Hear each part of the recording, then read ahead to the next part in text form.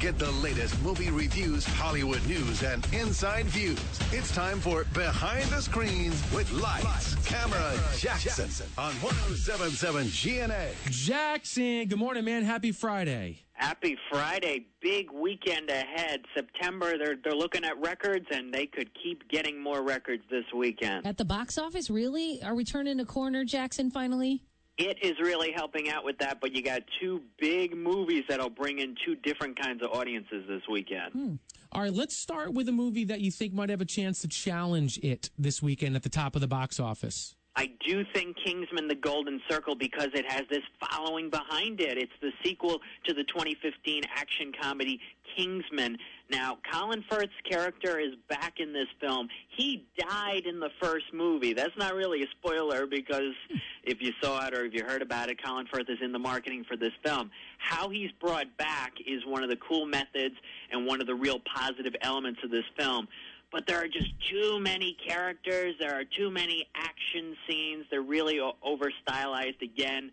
Channing Tatum and Jeff Bridges are barely in it. I'll tell you, Elton John has more scenes than Channing Tatum and Jeff Bridges. Elton John plays himself in this film, and he's really wacky in it. Well, that's what people want. I mean, who doesn't want more Elton John than Channing Tatum? I mean, guys, really? Am I right? I was like, Am I right? For a second, I thought you were serious. When I go to the movies, I mean, I was hoping. that's what I want.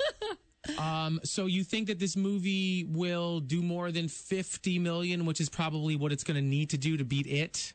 It could be a little lower than that, but somewhere in that 35 to 40 range, I think will do it for Kingsman. Oh, another interesting thing, this film features the John Denver song, Take Me Home, Country Roads. Now, that song has been featured in 3 other movies this year alone, and John Denver songs have been in 2 other movies as well. When director Matthew Vaughn found out that so many other films were using John Denver music and this song, he got really mad because he was like, I wrote this song into the script 2.5 years ago. I thought it was going to be unique. I can't believe John Denver's in 5 other movies this year. Let's talk about the Lego Ninjago movie. Did I even get close to saying? First of all, close. Did I even get close to saying that right? You got very close, yes. The Lego Ninjago movie is the 3rd Lego movie. So we had the first one in 2014. We had Lego Batman movie in February of this year. So 2 Lego movies in the same year. Is it overkill? That's the big question. This is based on a very popular action figure toy line for Lego. Ninjago is a group of ninjas who have to defeat an evil warlord who happens to be the dad of one of the ninjas.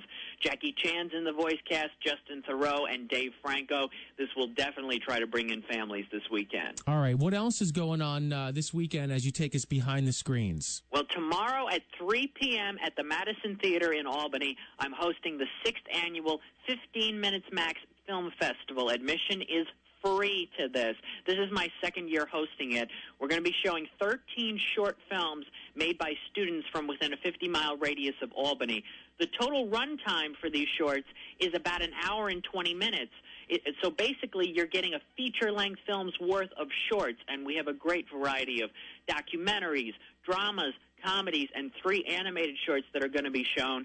There will be juried awards and an Audience Choice Award. So please come on down to the Madison, open to the public at 3 p.m. to see the best local filmmakers. That's awesome. Great. And real quick, before we let you go, Jackson, it will become the number 1 R-rated horror movie of all time? Yes, it's passing The Exorcist. It probably passed yesterday with $233 million.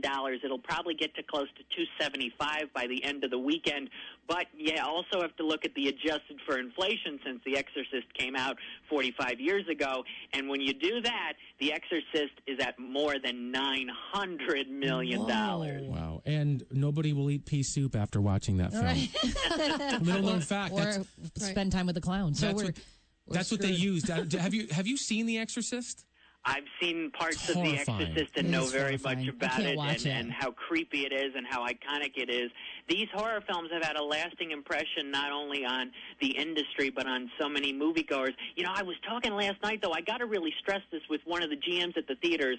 It is not a kid's movie. It is not a family movie. He was telling me that parents were bringing so many 7-year-olds to see it. This film is not for kids. I want to stress that Even very bring- much. If you want to bring the kids to the movies, try out Lego Ninjago this weekend. Don't bring them to it. All right. As always, Wow. and if we want more from you, it's lights-camera-jackson.com. Thank you, buddy. Have a great weekend. We'll talk to you next Friday. Absolutely. Thanks.